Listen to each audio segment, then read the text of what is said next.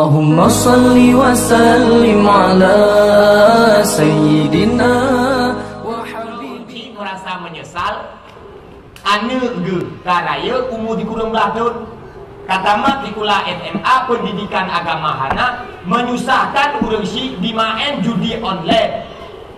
Ini menjadi lawan bagi orang tua. Punya ane hantar tenjuk dalam pendidikan agama yang ane yang model-model menan akan lahir sebagai generasi.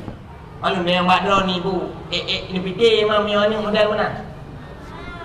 Hai ibu je guna pergi fikir bak lu. Ibu je guna buka bak lu, nyo tiang lu. Nyo. Hai lu fikir le, hai mio dubek ya, hai fikir lu ke fikir. Jangankan putrai tu dah fikir ni kau. Mana draw di kadang hai tak mikir. Pendidikan agama adalah solusi satu-satunya bagi permasalahan generasi muda. Dalam pendidikan agama perlu ada dipul lagi dia nak lebah ilmu yang penting. Ilmu tauhid, ilmu fikih, ilmu tasawuf. Lebah ilmunya bunyi mufhum. Hana palaid mekan dalam pendidikan daya. Hana palaid mekan dalam pendidikan majlis taklim dan TPA kampung. Ditanya para guru-guru di kula, kita target jadi tak pegang program. Di pancara anak-anak SD-nya budi mufhum ilmu syariat di dalam di kula. Ataupun bujik baca Quran, bujik hafal Quran dalam di kula. Hana muci jalan daya, untuk pabe watel dalam daya, kadang antang ubud.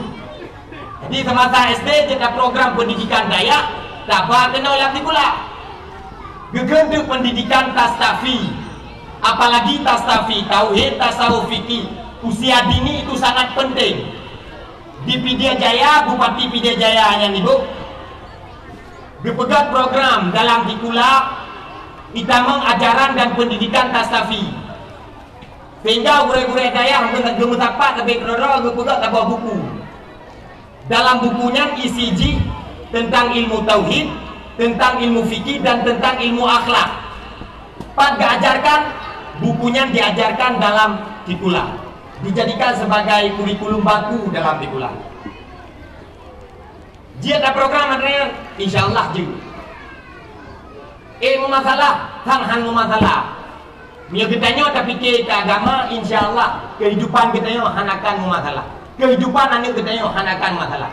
Ilmu agama adalah jaminan kesenangan dan kebahagiaan dunia dan akhirat.